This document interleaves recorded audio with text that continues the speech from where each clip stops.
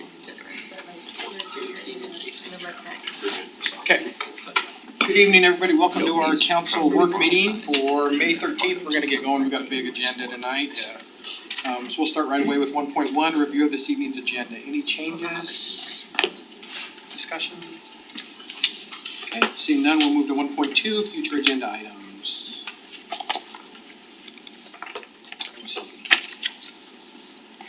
the name of the park field. Is that? Soccer. Yes. My response to that is any consequences? I trust your judgment. Something we've been talking about or emailing, put on the future agenda. I think it's just, I mean, whether we wanna have a Harriman on it, I think that's just the main question, if we want Harriman in the name or So a not. future one for the naming of it. Is it a council decision to name the park? Yes and no, in the past the developers made those decisions, if they're building a park, I'm trying to think of the last park we built that wasn't associated with the development. White Hollow Trailhead, but that's a That's location yeah. indicator, which we try to kind of stick with, just based on it's easier to find, right? If you can associate it with an development or an address, but. I thought they asked me. Okay, see no other additions, we'll go to 1.3, council discussion of future citizen recognition. We received an award from Salt Lake County for helping Harriman. Is that something you want to do a formal recognition for? Understood.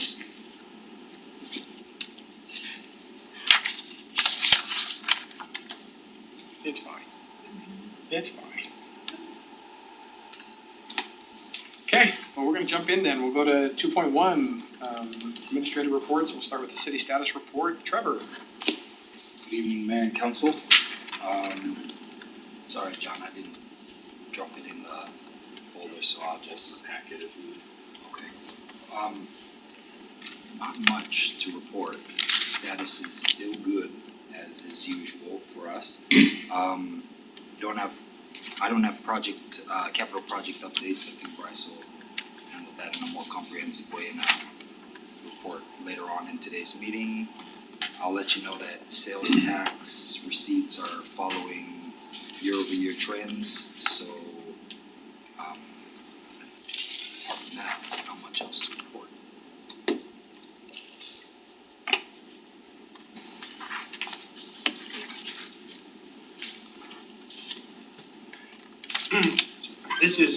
This is March's report. You'll get April's report In 2 weeks. next meeting, so. Because we didn't have the second meeting in April. So if you look at it and you get it next week, that's why you're getting it. So January sales were always lower after the holidays, right? But we're still up over the year before. So our sales, we get those 2 months in arrears? Right, so the chart that you see, even though it's dated, the receipts came in March. The month that those sales were likely or mostly generated in would have been January of 26, and so they're down, relative to December, but that just makes sense with holiday timing and things like that. We usually focus more on year over year, so we look at the same period. And so in the chart here, you can kind of see in that last month, in both the blue bars and the reddish line, there is a step down from December to January, which year over year follows the same trend.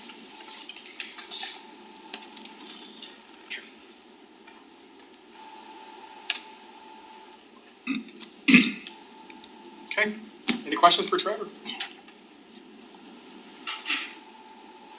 Okay, appreciate it, man. Okay, let's go to 2.2, 2026 drought monitoring and conservation efforts. Justin?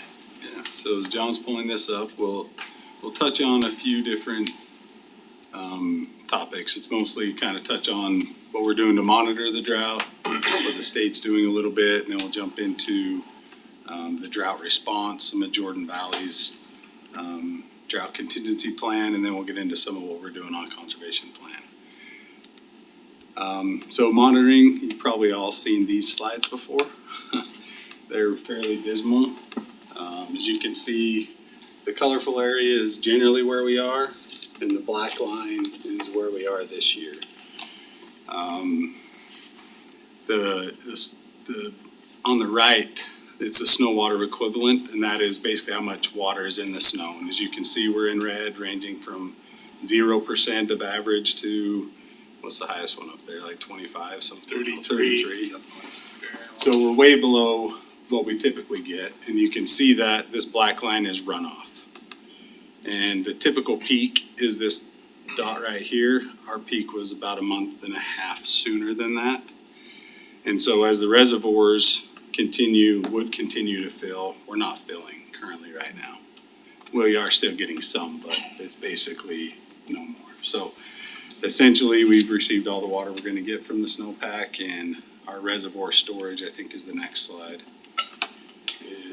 This was as of the 5th of May, so a week ago or so. 71% really isn't that bad for this time of year, and you can see similar to 2 weeks ago. But that's a telling sign that we're getting no water, because generally we're filling still, right?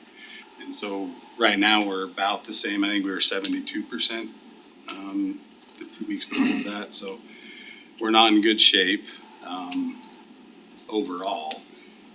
And if you actually, that is excluding Lake Powell and Flaming Gorge, and I think if you include those, we're near 40% with how low Lake Powell is.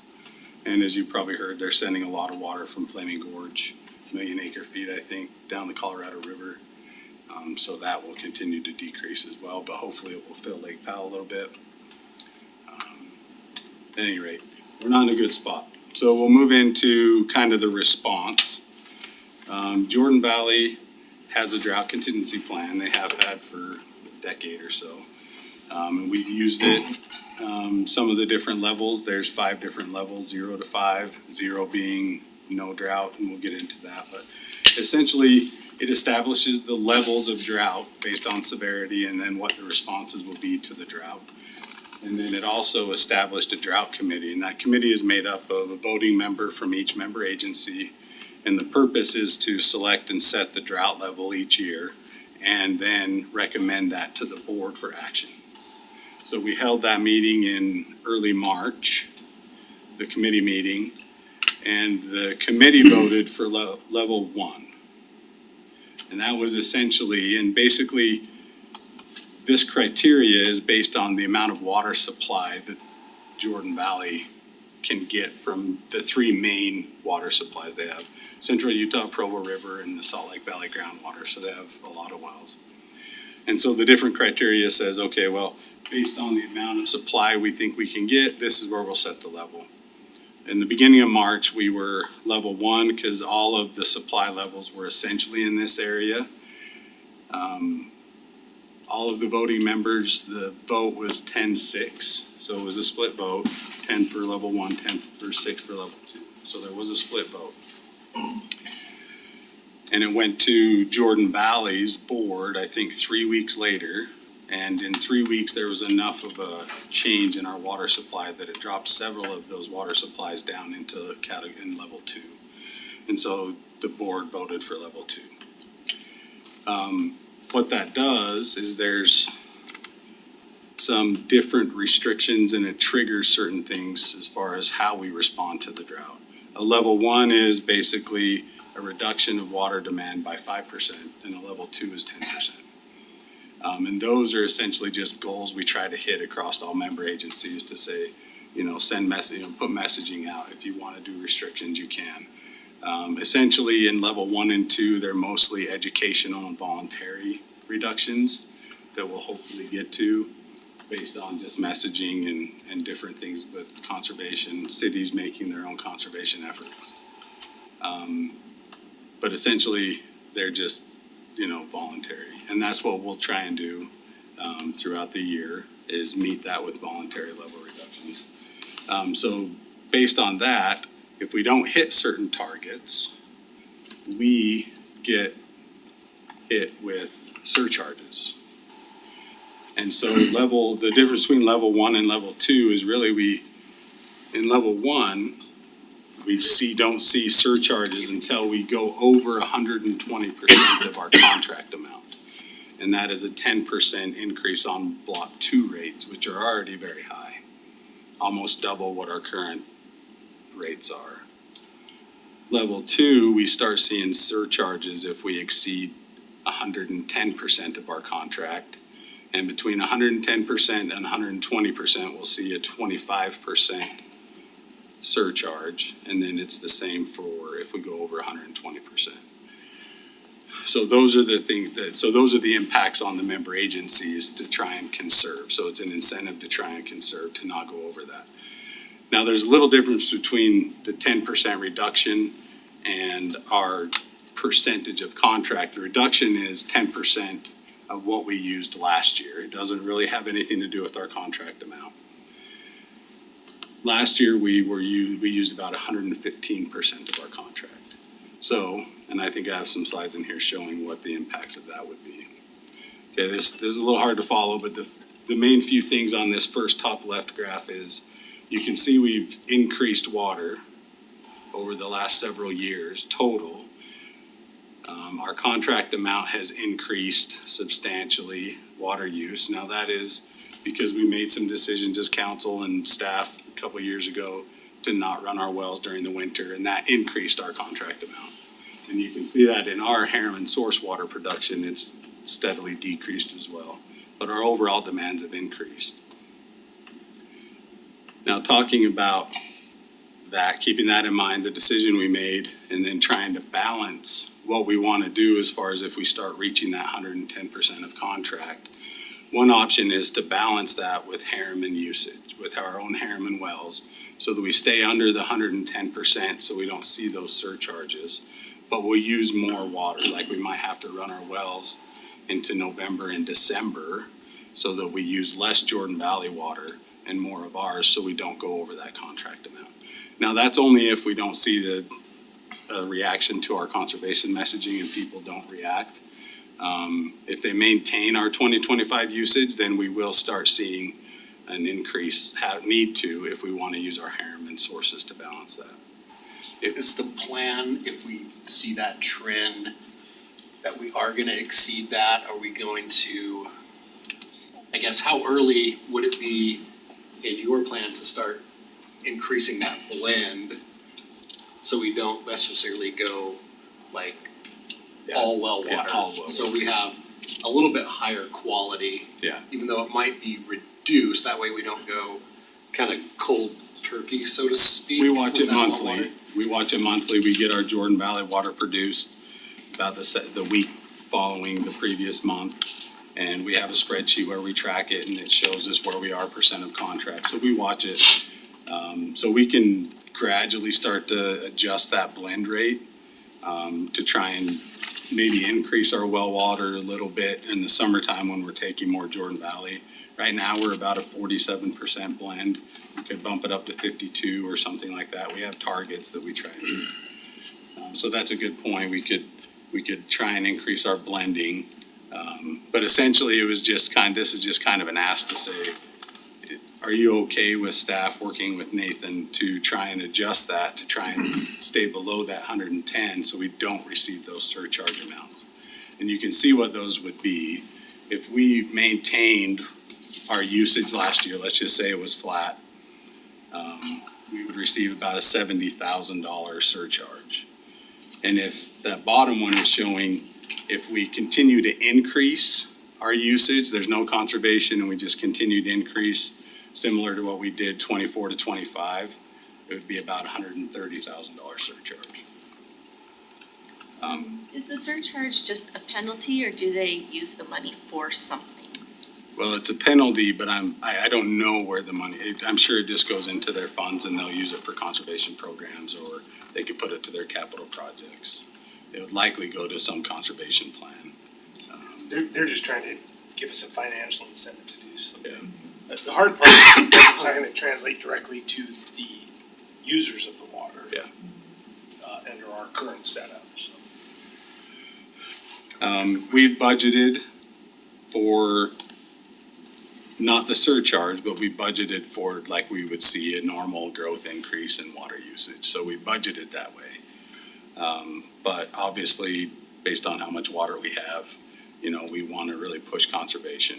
And so hopefully we can reach the goal of a 10% overall reduction. We want a message that, hey, if we do a good job in conserving, we can stay under this 110%, or we are going to stay under this 110%.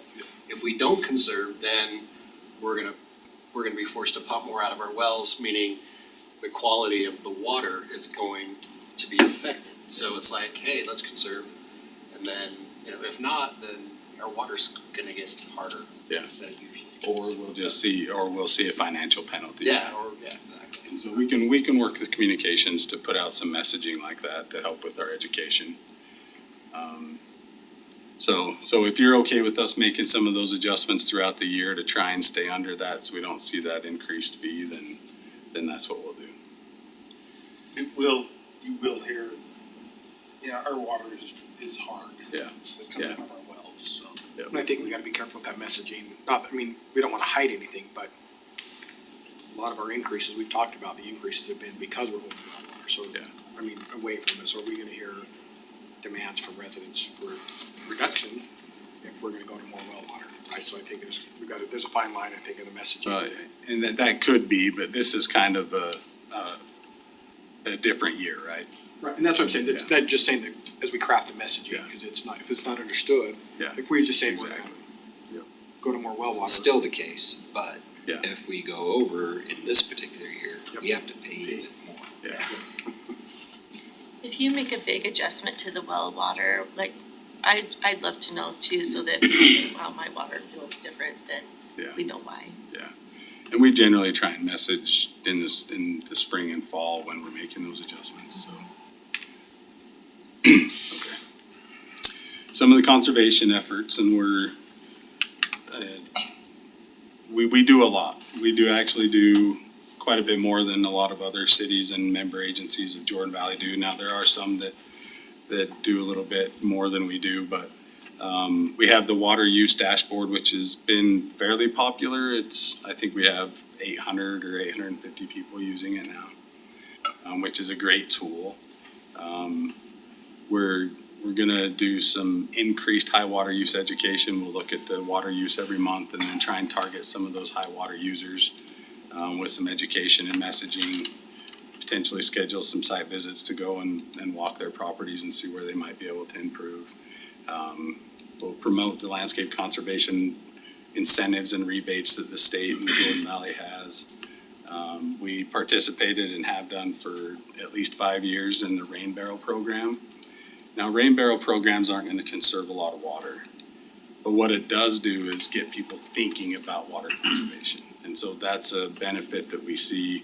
I mean, we subsidize rain barrels. I think we spend around $6,000 to subsidize over 200 and some odd barrels that we sold this year. So, but the conservation messaging that comes with it is a great program to be a part of. Communications, as of I think it was the end of April, has already made well over, I'm nearing 30 different posts, and conservation's been in the newsletter, council corner articles. We hosted a Jordan Valley Localscapes class, which is very popular. There's a photo there. We had nearing 50 people there learning about ways they can adjust their landscape to be more water efficient. And then Jordan Valley is really making a push and an effort to have collaborative messaging that all member agencies can use so that it's a consistent message rather than each agency going on their own. Now, each agency can do what they want as far as messaging, but they're trying to make more of a collaborative effort so everyone's hearing the same thing. What does that conversation look like if you're targeting high water users for additional education? It's more of just showing them what their water use is. And we try and do it on a square foot or an acre basis. We don't really say you're using more than your neighbor. It's generally, it takes this much water for a half acre or a quarter acre, a tenth of an acre property to keep their grass alive in a year like this. That's really all we wanna do. And so we try and compare it to what an average use is on certain amounts of property. And then it's just an education thing. And then we point them in directions of the landscape incentives if they wanna make adjustments to their landscapes. And then also Utah State and Jordan Valley can have people come out and look at their landscapes and say, okay, well, these are the areas that you can adjust your sprinkler system, those types of things, so. What kind of response do you usually get when you reach out? Residents in single-family homes are generally fairly responsive. It's when you get to working with HOAs and some of the larger users, it's difficult because you're generally working with the management of the HOA, not really the presidents or the members of the HOA board as much, and so it's a little difficult to get to them. So the messaging isn't great when you're talking to just a management company. So we're still working on good ways to work with them users, but. And then our Parks Department has done a great job. I think it was in 2021 that they developed these best management practices, and they've continued to improve them over the years. There's 7 basic management categories, and you can see them all up there. And then each one of those categories has bulleted strategies under each one of those on how they can improve in those areas to save and to save water. So they're doing a great job. They've already been out doing sprinkler startups, and we've heard calls saying, why are you watering? But it's really just starting up. They haven't really watered other than some of the sports fields, I think, because there's safety, reasons for that. But they're doing a great job. So these are all the things that they're doing. And we are in communication with Anthony all the time and their sprinkler techs.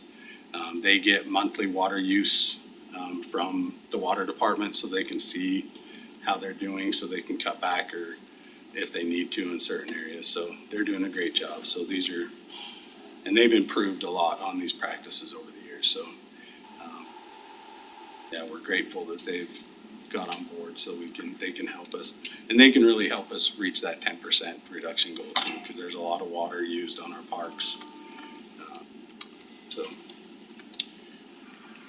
And then just in conclusion here, we'll continue to monitor the drought and try and manage our water supply, work with John and the communications team for messaging, and then Parks Department will, continue to do what they do to conserve water. So happy to answer any questions.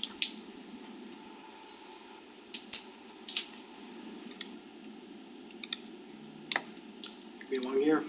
It'll be a long year. So we'll be in touch. I'm sure you'll keep us posted Yeah, as the year we'll goes on. we'll try and report maybe in the middle of summer how we're doing on water use, and then towards the end of summer on where we're at. Appreciate it, Justin. Thank you. Okay, we'll go to 2.3, quarterly capital project report. Bryce.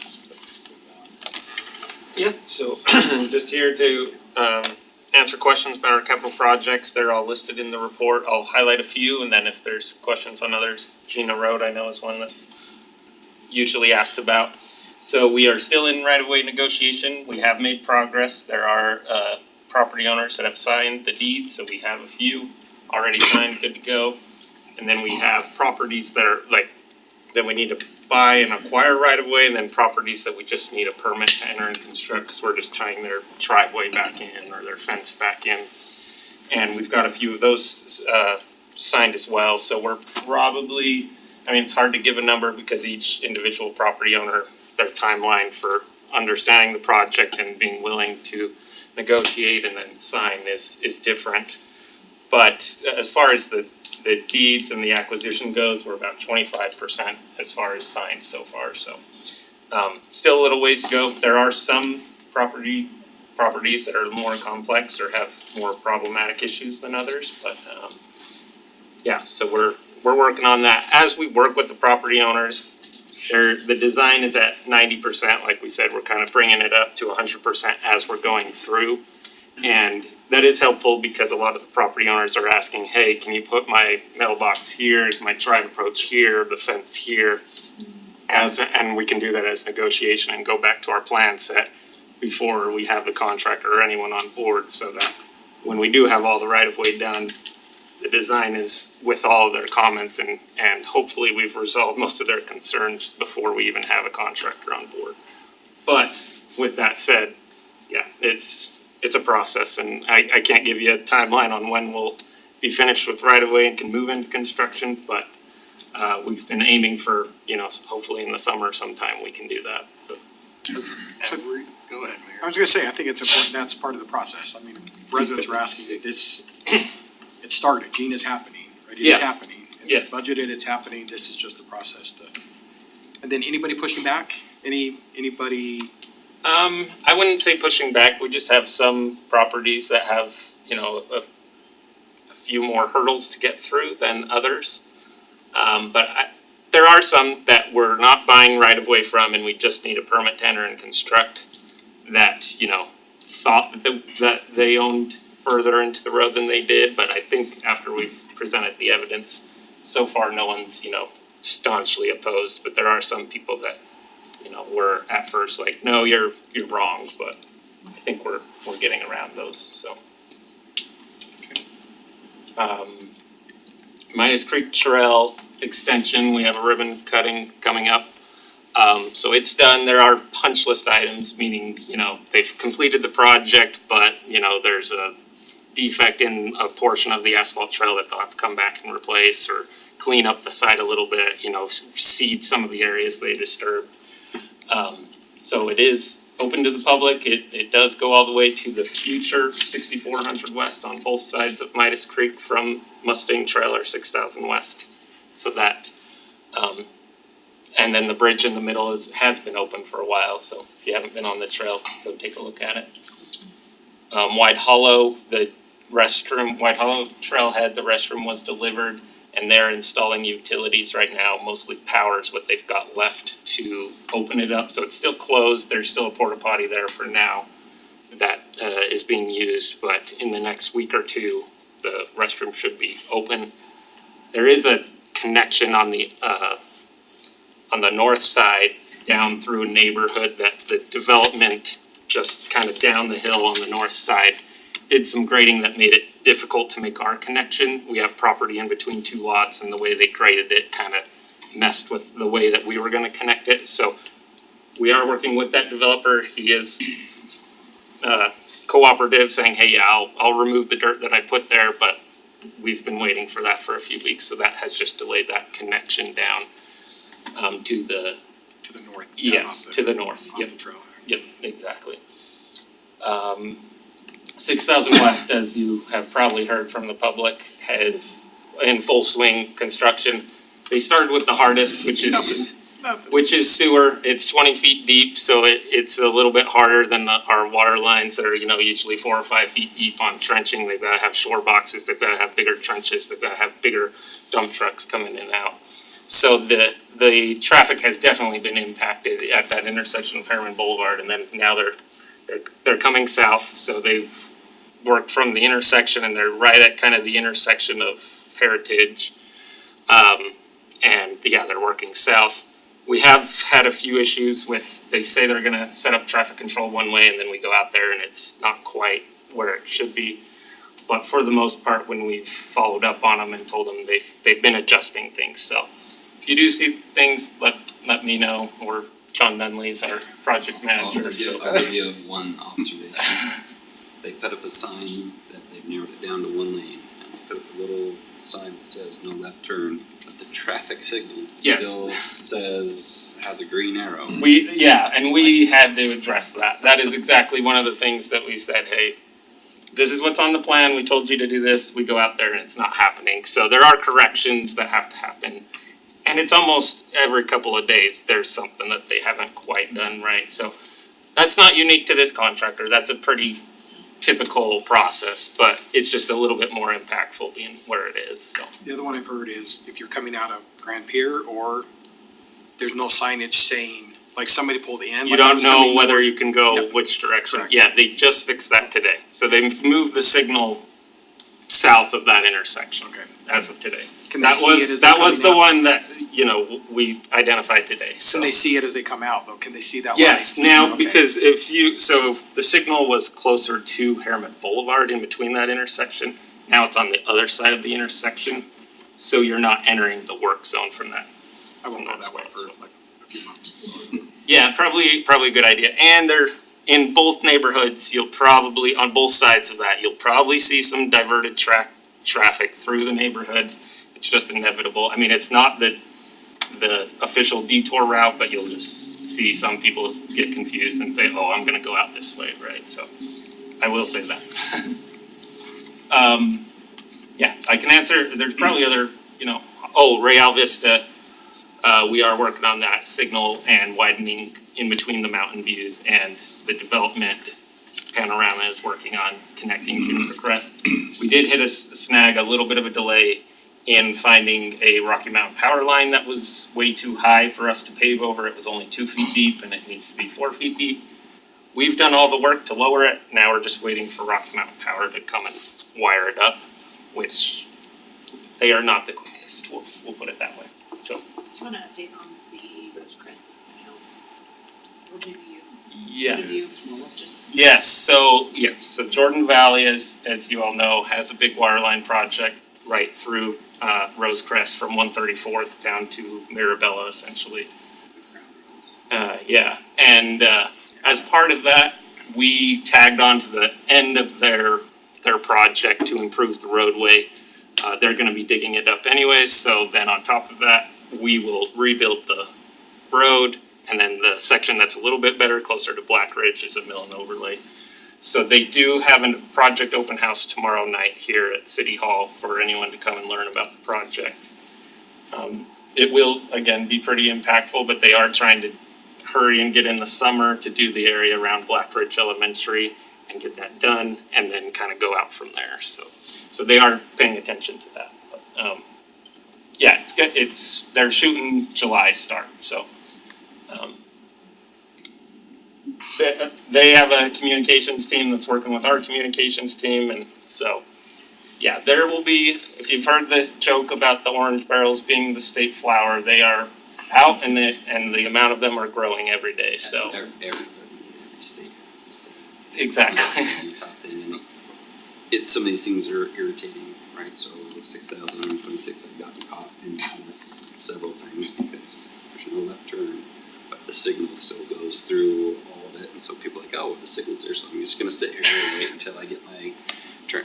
All that stuff is irritating, but every time I drive by, I'm like, finally, fantastic. Right? Same thing, I was watching Bangor be done, like I just loved seeing that it's actually getting done. So, Those are great updates because besides Juniper Crest, Rose Crest is the one I hear the most about. Yeah. All the bumps. So I'm gonna say, we're gonna take care of the bumps. yes, we are. It's gonna take a minute. It Be was, patient. It'll It's get worse gonna be before like it 2 gets years better. total, right? I mean, it's There's not why we have so many a long time. chiropractors in here. So it's a good sized water line they're putting in there, so it'll take a little while for them to weave that through all the other existing utilities that are in that road. It's a parallel line, it's not replacing one, they're having to go next to it, so they'll have to navigate, so it'll take them a little while. Do you know who the contractor is? Yeah, Van Con is there. Van Con. Yeah. very good contract. Yeah, they're back on work. The Olympia water tanks, they're still plugging. Yeah, Yeah, Justin so could the- probably answer that a little bit better. So the tank was we hired a contractor, Olympia did. They're out there working right now. They have their building permit submitted. They're doing some of the grading and underground work until their building permit's done, but they're working. Sounds like first week in November is their current completion date. And then we're currently working with UDOT to be able to start doing the water lines that will serve or provide water to the tanks. And hopefully those will be completed around the same time so we can just commission the tank and get it up and running. So the goal is before the end of the year, they'll be operational. There'll also be another project that we have to do that we'll be starting soon, which is the Zone 4 Pump station. pump station up there in order to utilize the Zone 4 lines that are going in. And And we're doing the RFP to start design on that. Jonathan's working on that right now. And then we're also working on, preliminary design and siting for the next tank up in Olympia, which is a Zone 6 tank and a pump station needed there. We have to work with a couple property owners, and one of them is the BLM. So we have to put the property where the tank will be is on BLM. And so that process, just to get approval, takes, last time I did it was 18 months to get approval. So it just takes a little bit of time. So we're starting now. Hopefully start construction on some of those things in a couple of years.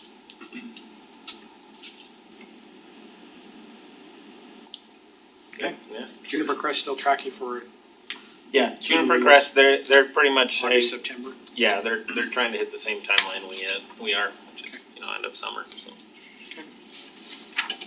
I think that also includes the landscaping offsite. Okay, that's the other question I get to. So when they do all that work, they'll landscape that other part. Okay, great stuff. So that'll be this summer.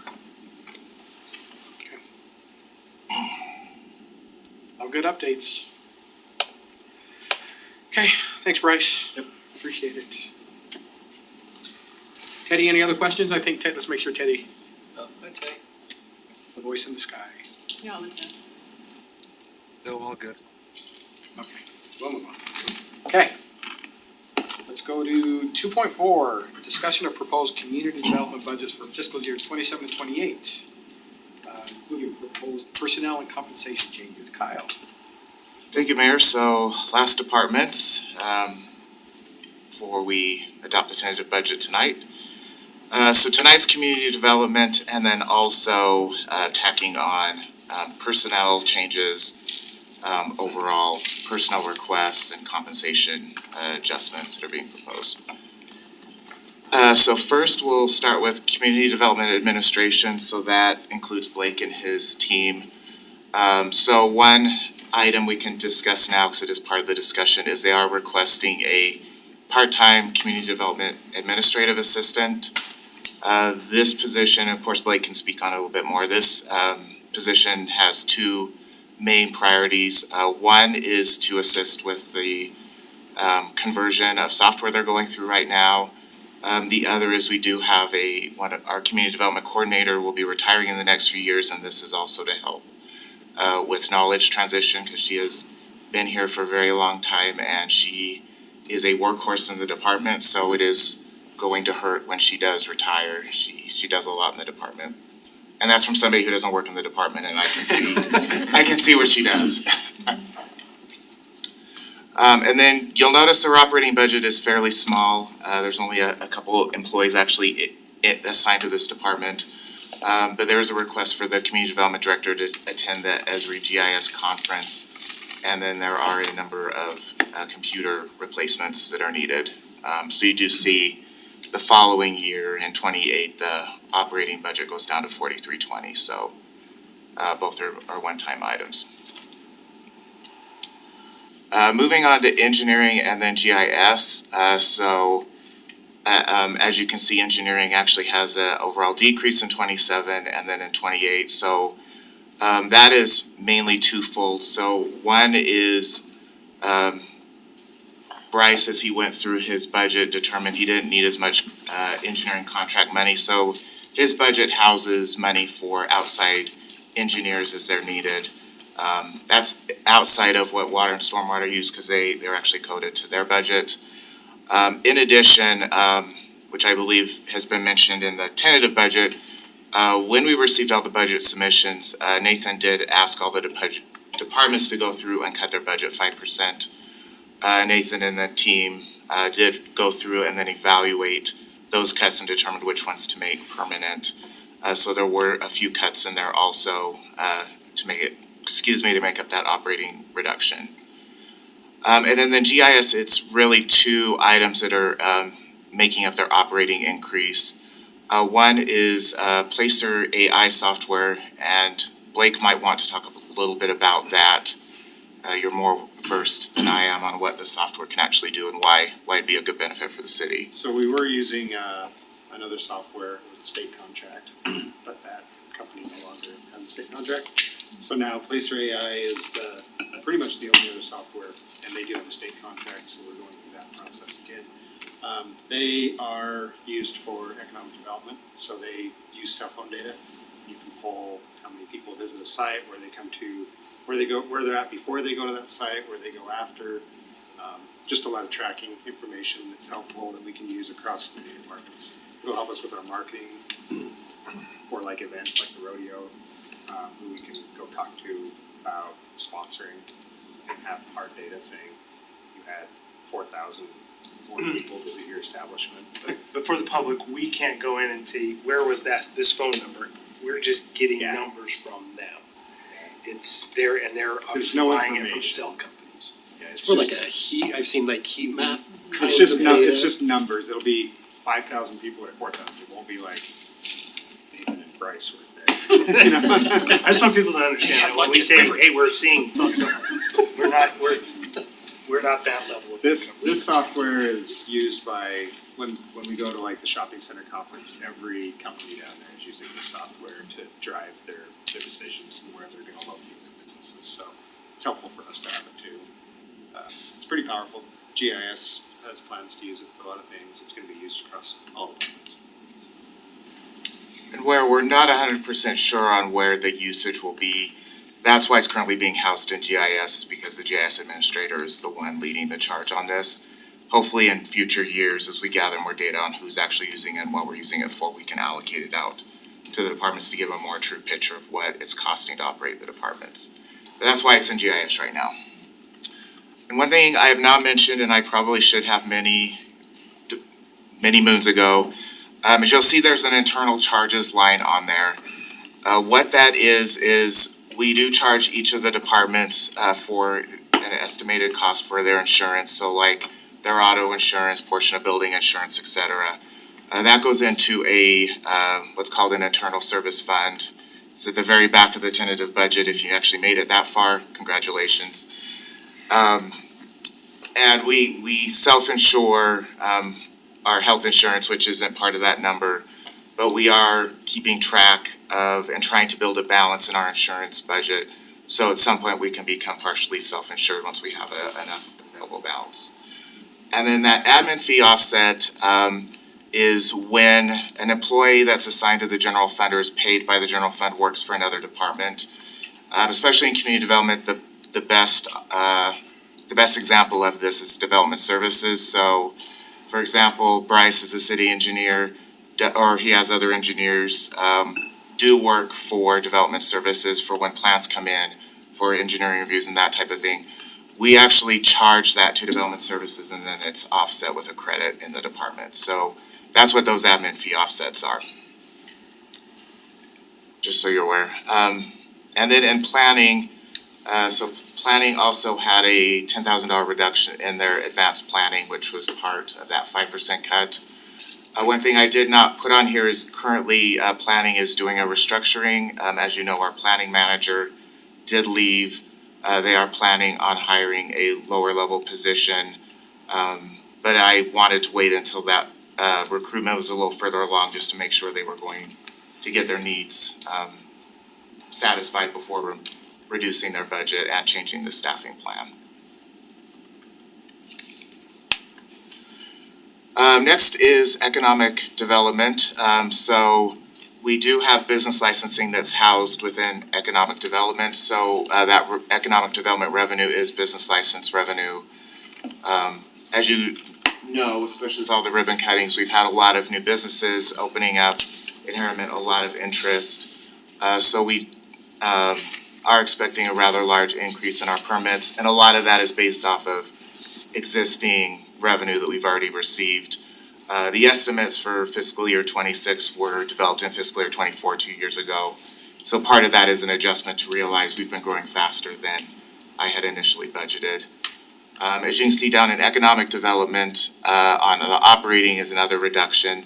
So Blake, when he developed the economic development budget, he did go through and make sure all of the subscriptions and memberships and other things that economic development were paying for were still accurate and valid and being used. In addition, it was subject to the 5% reduction. I did list because I knew there had been some questions about what memberships that we were paying for, so I did on the right include what's included in that subscriptions memberships dues line. So we do have both chambers right now, the South Valley and Mountain West, at the amounts you can see there. And Blake might need to help me with some of these acronyms. There's a UAED membership, Alliance for Economic Development. thank you, and EDC Utah, which and the Governor's Office of Economic Opportunity. ICSC, which is the International Council of Shopping Centers. UBLA is the Utah Business License Association, because our person that does business licensing does go to yearly training for that, and then the Utah Redevelopment Agency. I thought we had decided a while ago to axe the EDC. They were asking for like 14,000, so we paid them a lot lower amount, and then we had a meeting and said, we're not getting what would serve us, and they've changed their structure a lot, and so this is actually the membership to use the booth at ICSC, and they create flyers for us, and we have a meeting space there, so that's basically what we pay for. We They use don't all- have a membership, but we use the booth, so It wasn't a worth fraction. 14,000, but I think it's probably worth 2,500. The original. Just curious, because I first talked about It's the ICSC charge. The original amount Blake had asked for was 5,000, but it was cut to 2,500 with the 5% reduction. What, I've never even heard of the UAE. That's a pretty good group. It's a good networking group. There's a lot of other cities and private companies part of it. They have about a monthly luncheon, different places, good training, and we get free socks at the luncheon. No, if you win the raffle. No, but it's been beneficial to go out and network with other cities. I know Lehigh's part of that, and South Jordan. We go and talk to them and are able to coordinate projects, share information. It's been beneficial. And then last question wasn't when we talked about the chamber stuff, wasn't the amount was supposed to kind of be sliding into a partnership with? that's a conversation, that's a tough conversation, but one we have to have. We said there would be a 2-year trial with Mountain West to see if, so I think we've got to decide if that's, the council still feels that's two very different chambers, for sure, 2 years starting when? 2 years ago. So, When does that get up for renewal? When do you have to make a decision? with the budget, I mean, right now, that's probably today. They're coming to present, when is Mountain West coming to present? We're targeting July 8th. So I'd maybe, I would say to cut, pull the rug out from under anybody, but maybe for this, keep it as it is for this year, but this coming year, or maybe, I would say task staff with giving us a recommendation.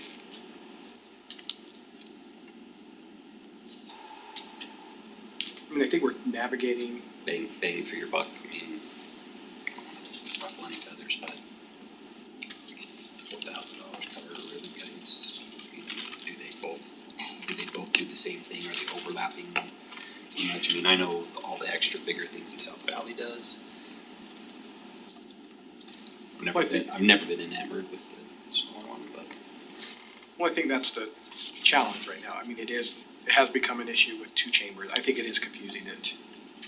Ribbon cutting, I mean, I think we've navigated it well in that space, but so I'm it's. just asking questions. No, I no. don't know, so just No, it's turn kind it of to been you this- guys, the people who are involved, yeah. And the way we've kind of give us a navigated it recommendation. is, for ribbon cutting specifically, is other cities allow, like South Valley, to just do all the ribbon cutting.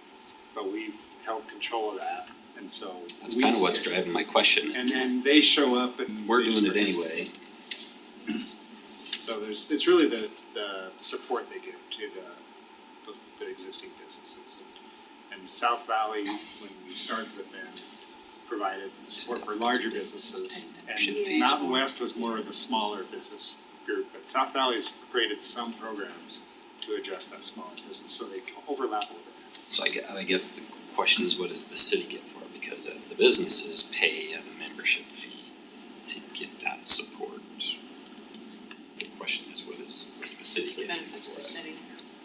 if we're doing, like I said, it seems like there's quite a bit of overlap, not just with the two, but with what we're doing with our economic development. Well, does our contribution help keep them stable so that they can serve our businesses? I think that's part of it, yes. And that's one part of it, and then we do get some benefit, it's again a networking assistance type thing. We have some trainings. There's some trainings.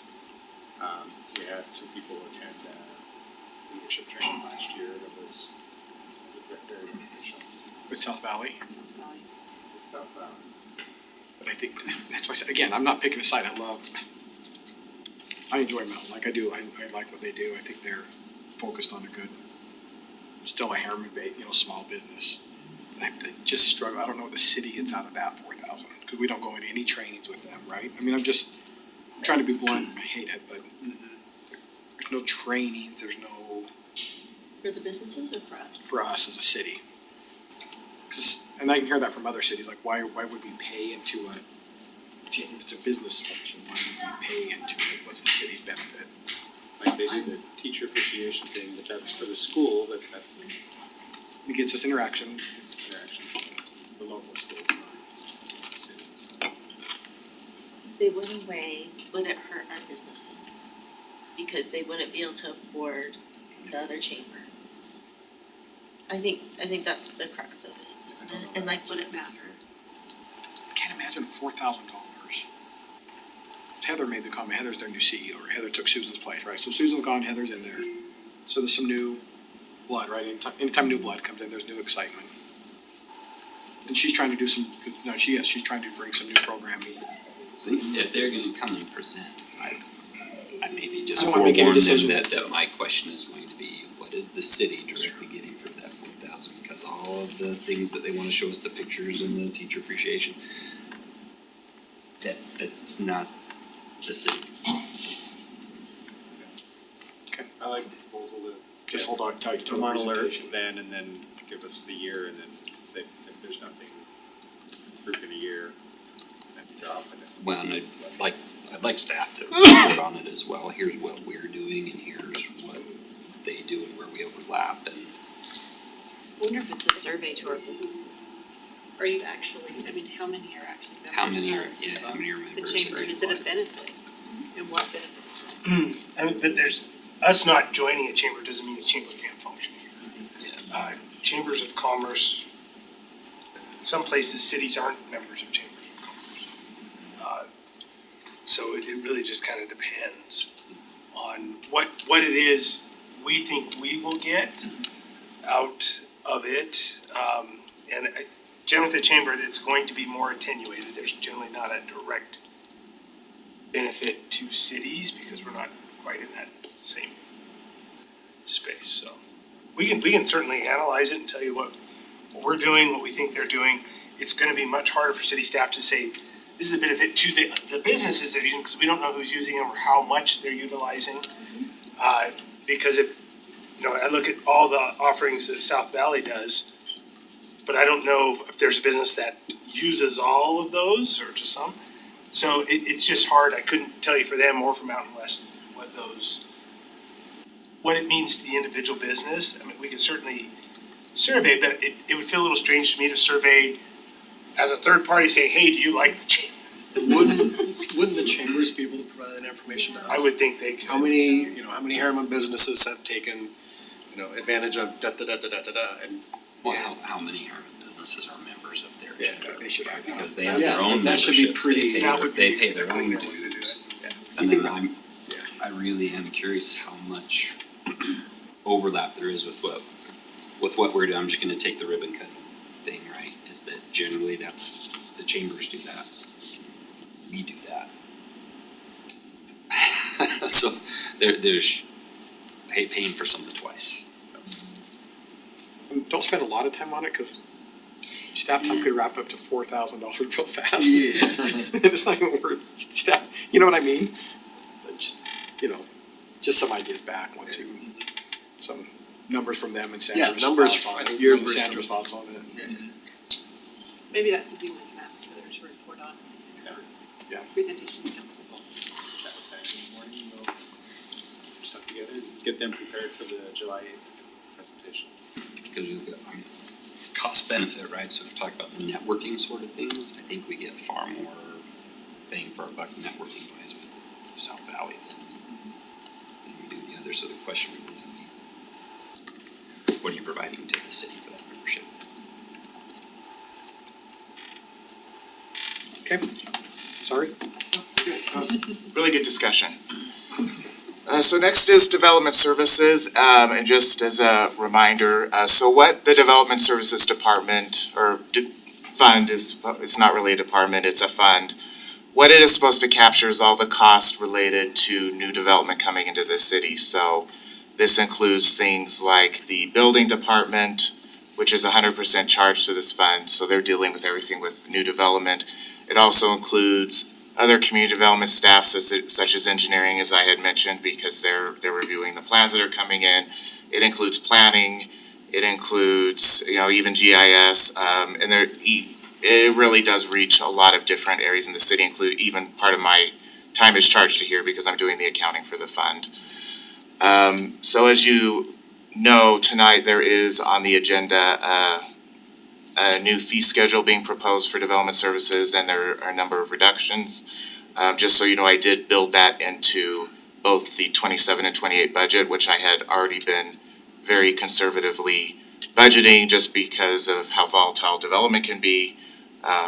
Within 6 months, we could be down to no permits happening if the economy has a downturn. So we've also, budget conservatively, and then we do have a good healthy fund balance for them. Really, the only difference in this fund is an increase in our bank and credit card processing charges. So we do accept credit cards for building permit fees. The finance department's philosophy has been it is a cost of business, and we build that into the fee itself. It was included in the fee structure you'll see tonight. That is different than a lot of other cities. That's just finance department's philosophy. We can always discuss that, of course. But that is increasing by about $60,000 just based off of usage. I do want to note there is a transfer out of $303,000, so about $60,000 of that is paying their portion of debt service on this building, so they actually are charged for the space that they're using at City Hall. The remaining is setting up their vehicle replacement fund and capital projects, which we'll discuss more with the tentative budget. But that's the reason for the huge increase the first year, and then the second year it does fall quite a bit. Then with that, moving to personnel, one thing I do want to mention before we actually start this discussion is we'll talk a lot about new positions. Nathan, the city manager, did send you a memo detailing these out, and then also there are some other proposed promotions. I typically don't like to discuss those in a public setting like this because employees do watch these meetings, and I don't want them getting the expectation that they are going to receive this if it's being discussed. So we do, that's one of the reasons why we typically don't discuss it in a public meeting. But citywide for all employees, we are proposing a 3.21% COLA, which is a 10-year CPI average. And COLA means a lot of different things depending on where you go. I do want to mention, so what a COLA does is actually move the entire pay band for the employee. So every employee would receive that increase because they're actually moving the entire pay band. It's recognizing that there is inflation and is keeping basically your pay up with inflation. The second part is the merit, so that doesn't actually move the whole pay band. That is on an individual employee basis based off of a satisfactory performance review.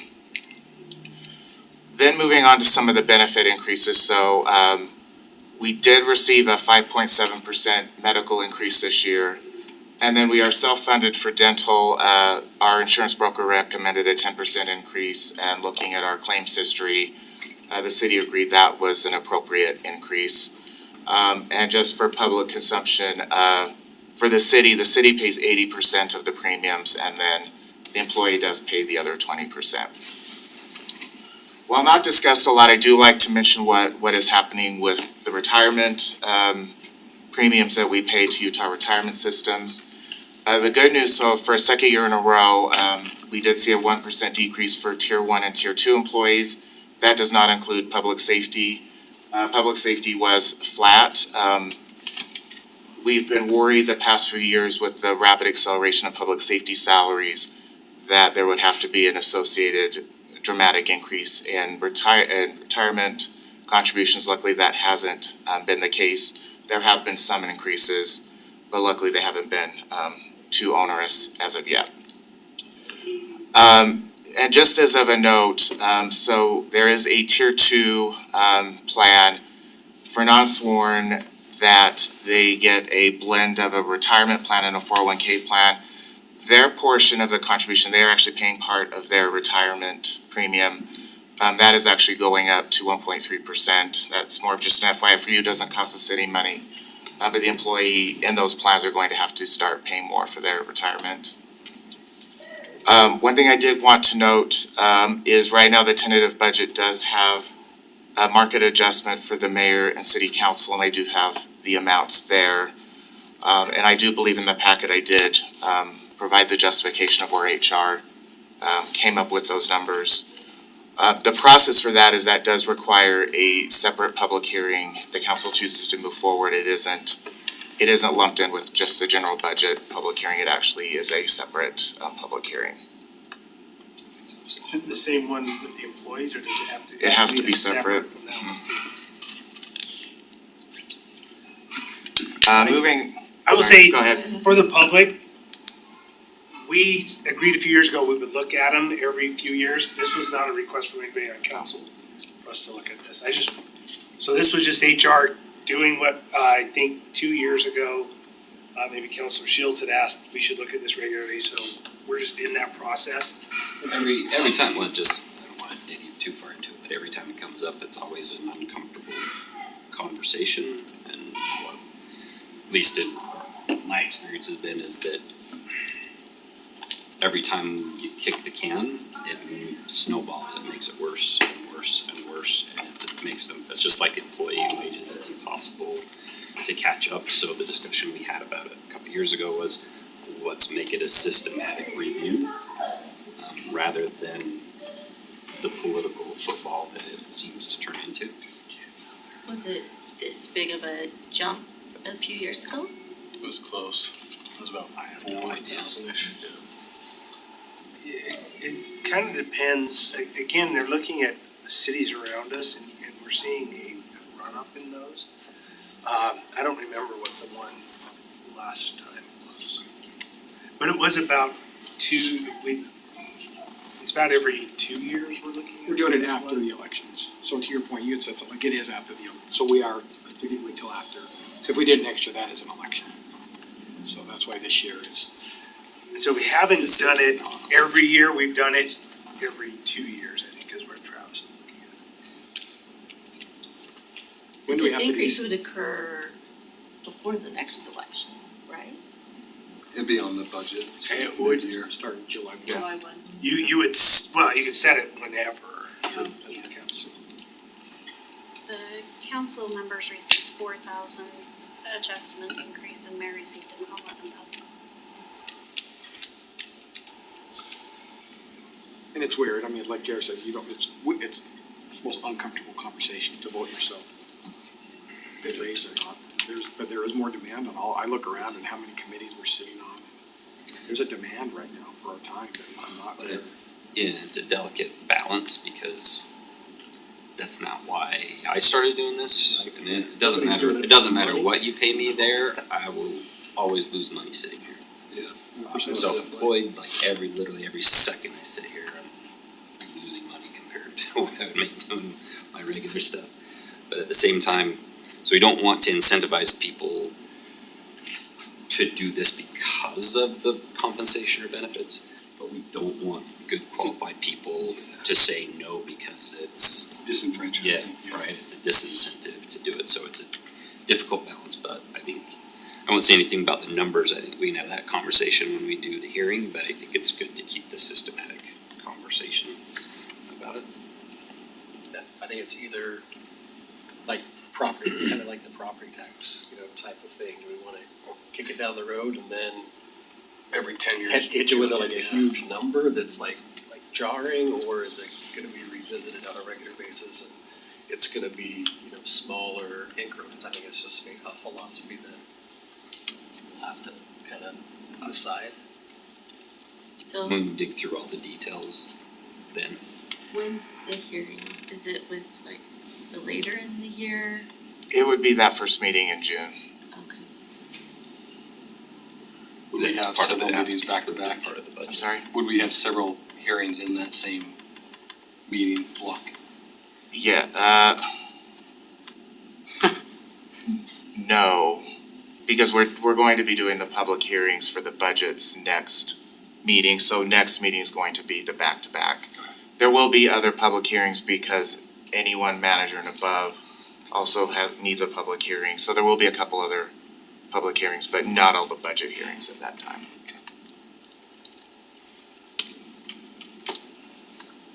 I mean, really, right now, all staff needs is if it's a hard no, letting us know so we don't notice the hearing and have the hearing. But if it's still under consideration, we can certainly, move forward, there's no I think we should harm in that. I think we should notice it. absolutely have the hearing, just like. You can always make, Option. you can always make that decision. Say at that the- you can decide what to do. So- I'll get the backup from Travis, you can see what community he's looking at, just so you understand. Share that with you.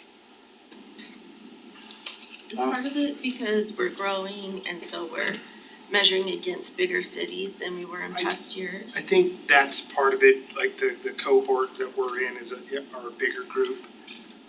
But we've also seen increases, and I think some of, you've heard about them at ULCT, there's like, all of a sudden, big spurts, and then it kinda settles down for a little while. That was a few years ago, there was a I big think we- run. Well, I haven't looked at numbers since we did a few years ago, not even remember what they are, but we're always below everybody. We're second bottom right now. Yeah, we're like at 75%. Any of our peers were way under. I will get that info so you can, as part of your deliberations, look at that. It's the deliberation, but it's also the talking points to answer questions. I mean, so. This I don't know how to answer adjustment, those questions. this adjustment would bring the mayor and council up to median, so it'd bring it up to the middle. But we have, I even have that information, so I can send it out pretty quickly. Moving on to, some of the new positions being requested. Some of these will get more discussion later, but we will go through the list and some of the justification. It's something we've already discussed about when we discussed the department meeting. So, the first one's Parks Manager in fiscal year 28. As you know, Parks is one of the largest departments. So we've identified that it does need some additional management support. Another item which isn't on this list, but I think Anthony will be okay if it's not approved, he knows, is to convert, he is currently the deputy director of Parks, it would be to make him a full director, so it is a rather large department with a lot of employees that technically doesn't have a director. But this Parks Manager in 28 would also help him with management of the Parks Department. Another one that was actually requested the last biennium, it did get requested again, and the city manager felt it was worthwhile to approve as an arborist assistant for our arborist, especially with the growth of the city and the number of trees the city now has. It made sense to get him some help for that. We did mention the community development admin assistant already and the need for that. And once again, that is a part-time position, not a full-time. And then the next three are police, which we did discuss quite in detail during the police department discussion, but I think it would be good for the public to know. So the first one is a police commander. That would be split between the general fund, the HCC, which is the funding mechanism for the police department, and then also the fire, because this commander position would also have emergency management duties. And if this position was approved, we would eliminate the part-time emergency manager position that we do have right now. What's that And offsetting dollar amount? it's minimal. 36,000 or something like that. You're making it sound way better than. So one of the things we want to, we need to do as we grow as a city, and I look at our risks in emergency management, is to become more proactive in things. So one of the duties of this commander would be to work on the fire mitigation, the grazing, and managing those processes more than the hit or miss that we can put towards it now. And so working with UFA and Chief Woodison to try and identify areas where we need to be more proactive.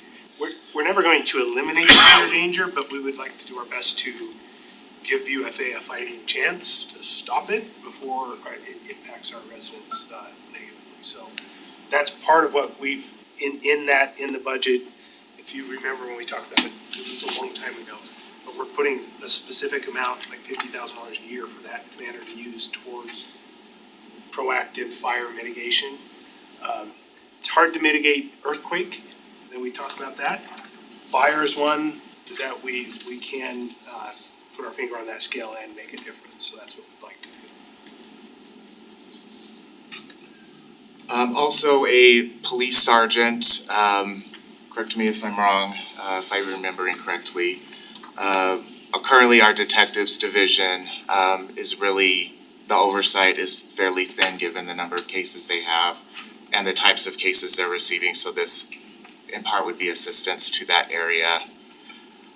And then the police officer in 28, as the council knows, but for the public, we do have certain what we call triggers or points that have to be met before we hire new officers or determine, look at if a new officer is needed. So I believe the trigger's already been met, but it would be adding that officer in fiscal year 28. And then as an incentive to stay for my HCC discussion, we will go through property tax and what new growth property tax means. But essentially, we are segregating our new growth property tax revenue we're receiving for these positions that are due to growth. So it's technically not part of the tax increase that we need just to fund general operations. And then the last one is both the GIS department and engineering departments have requested interns. In particular, the GIS intern would strictly be working on shooting stormwater and stormwater assets. So stormwater would actually be paying for that asset, which I did identify the stormwater part. And the engineering part would be assisting with engineering duties. With that, are there any questions today? With that, sergeant position, chief, we'll call you chief. You can call me whatever you want. Yeah, close enough.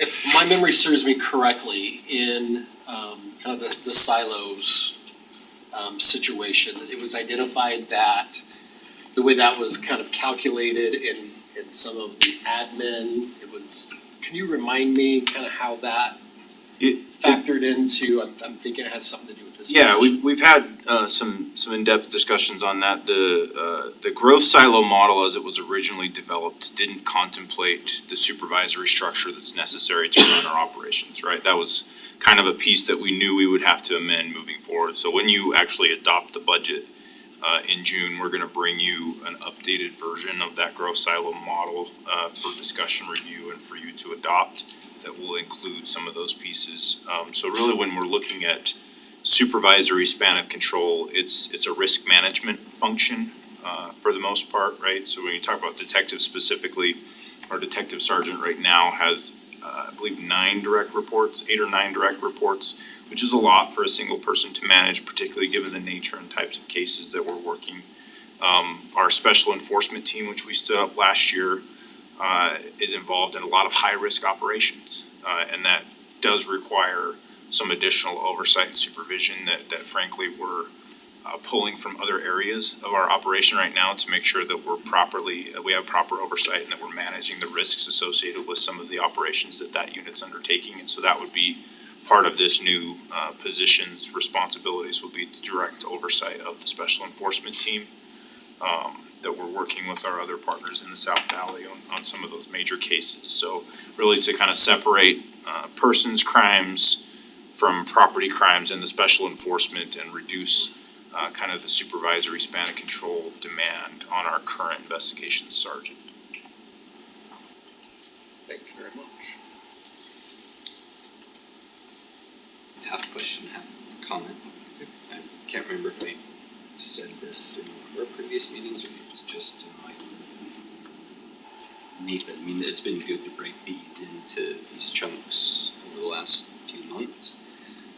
What's difficult for us, right, as decision makers, or at least for me, is these are requests, right?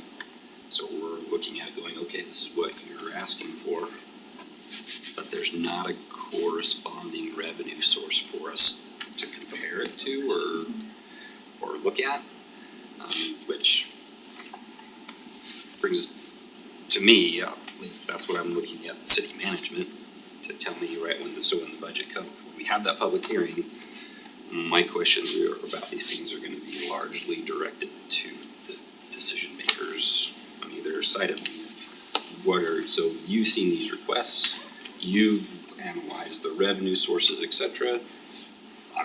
We kind of have to rely on you guys quite a bit to tell us, yes, we need this for these reasons, and here's the financial plan, here's the funding sources we're proposing that we use for it, etc.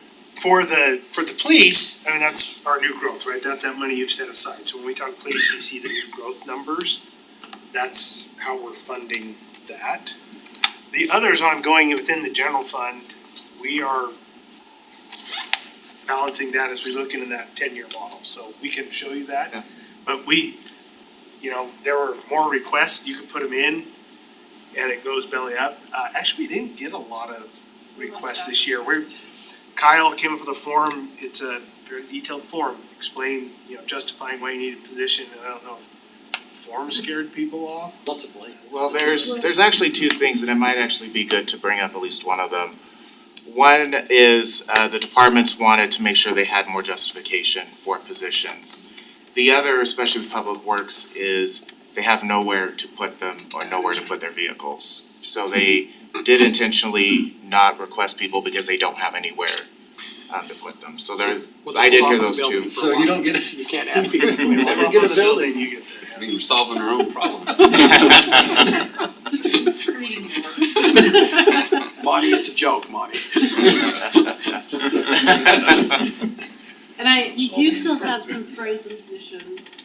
We're down to one, Oh, there's only one. the facilities Okay. manager. Which, when we add another fire station or we do this, we will have to bring on, or any other police, and eventually we'll need that facilities person. Whether it's a manager or just another facilities, we'll have to weigh all that out. So, your point taken, It's a good point. when we analyze it, we've done all that, so we can show you that as well. So I guess where I'm going with this is we're the ones who have to say yes or no on the budget itself, but like we're talking about a silo, we're only seeing what we're seeing here, we don't have the full picture here, so I guess where I'm going is the comment you made about, well, employees are watching these meetings, etc. No one should think that because it was presented in here and none of us said yes or no one should assume that something is happening or not happening. So I thought this year we included all their requests, it was, when we gave you the package, you Well, had the and forms. that also comes back where we chunked it up. It was included with the chunk, but as you mentioned, Councilmember Henderson, we didn't necessarily give you a comprehensive overview at the end. Well, Just so and you I'm could, not like, see necessarily everything asking for together. all of it. Right. I don't want to micromanage everything. Just wanna point out that like we're not, so you're saying here's the requests and here's what these increases would be, but we don't have any revenue to compare it to. As far as this discussion goes, I don't want to have that necessarily that minutia, like I want to look at our directors and city manager, and ultimately the buck stops here, to tell us in that meeting, here's what the requests were, here's the budget I'm recommending to you, and here's the reasons why. My question is always gonna be about the financial plan, alright, so it's easy to say, we've got money this year to pay for these things. But people, especially the COLA, is just something that drives me crazy with the public sector. It's the only place that it exists. I get that COLA is not a thing anywhere else. And so adding that one person, and I've had this conversation a million times with every department we have. I rake fire over the coals. I'll do it again tomorrow in a 3 or 4 hour meeting. As they present all that stuff. But I'll say, well, it's only, an extra $36,000 this year for that position. Like, well, that's this year, and you're saying that's just this budget year. So I've caught on to this trick of, well, it's actually because we're a mid-year budget cycle, it's actually, that much for this year, and it's an equal amount in 2 months when we go into the new fiscal year. So for a 12-month period, it's really twice that. And then it's a compounding math problem where we need more every single year. So that's where I'm going is a lot of these, is it a one-time cost? Is it, and you've done a good job of breaking some of those out, but we have money to pay for it out of this year's budget, but then what's the ongoing cost next year? By adding that one person this year, does that mean we're automatically gonna have to do a tax increase next year just to pay for the COLA on it? So anyway, And from that's much more conceptual, right? But there's.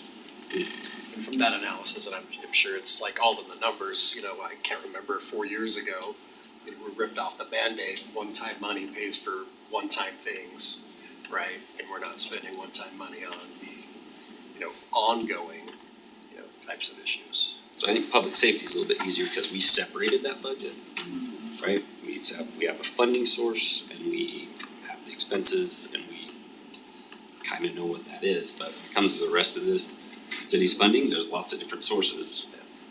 So I just wanna say that's where we're gonna look to management during those meetings. Here's our recommendation and here's why, and here's the plan, not just for this year, but for next year. So that's You guys have done a great job. 10-year model we're using. So when you put that person in, it's for round numbers, if it cost you $100,000 all in for that employee, that next year it's going to cost that plus if there's a pay raise, health insurance increase, retirement, if there's a step. So all those things we tried to build that in here, which is why it's really hard to add employees. I mean, and some departments are more, their budget is skewed more towards the employee side, meaning like the police, I think it's like 80%. 82% cost is the employee. Others you have, there's maybe it's GIS or something. They have a lot of computers and other stuff that they're using to service. So we do have all that. We can we'll show you the model next week. I think it's good. I don't want to open it and break it. I don't. But Trevor's here. And Trevor and Kyle. Trevor has to open it. It's a little complex. Some of it's because we're transitioning software. Our hope is in the next budget, it will be. We'll be all in there, so we won't have so many spreadsheets. We'll still have spreadsheets, they're not going away, but we won't be so dependent on all of them. It'll be a little bit cleaner, I think, to run the model off that. But those are good points, because that's, anytime you commit money today, if I go buy something that's essentially one time I have to replace in 20 years, well, I might want to set some money aside every year for it. But it's not the same thing as committing, in most of my experience, it's been with union contracts. Yes, I have that today. If I approve it, will I have it next year? Or am I going to be sitting there going, how do I pay for this increase? So even with standard employee, kind of our practices, we've been looking at. Because as a city, we would like to be able to move, when an employee gets hired and they're low in their range, over time, we're paying them as they come in, they're learning, right? And then they become competent, you're starting to pay them, and then they start to gain some expertise, you're paying more, and then if they're here long enough, they're really kind of like the experts, the masters in that, and so then you gotta pay to keep them. Yeah, you're moving them through a pay range.